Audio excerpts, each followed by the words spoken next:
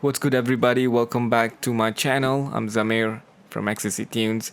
In this video I'm gonna be showing you guys how to add empty bars before your first bar. So for example, you have made a beat, right? And then you've made a loop of 8 bars beat, and you wanted to add an intro of 4 bars. Okay, so one of the things that you can do is obviously you can just select all the tracks, and then you can kind of just drag it to the next few bars depending on the amount of bars that you want to add for your intro.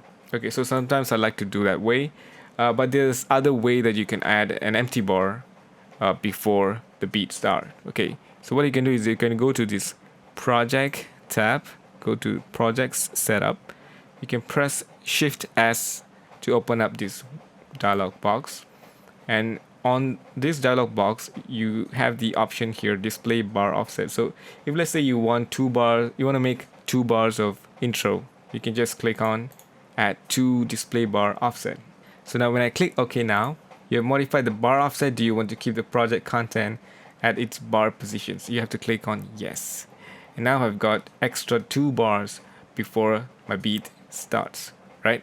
So if you want to add 2 more bars, you can do so by going to the project setup and then add another 2 bars, okay, and hit yes.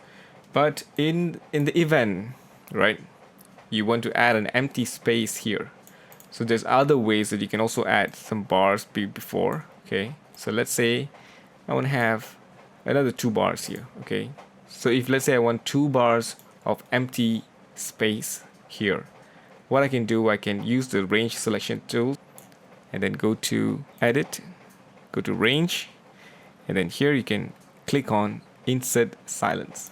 Okay, so now you're gonna have another 2 more bars.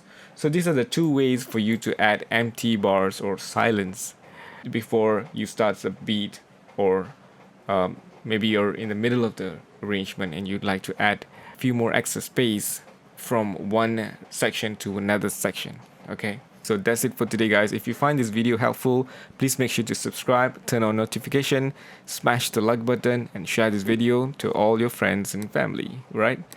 Thank you for watching. I'll see you guys in the next video.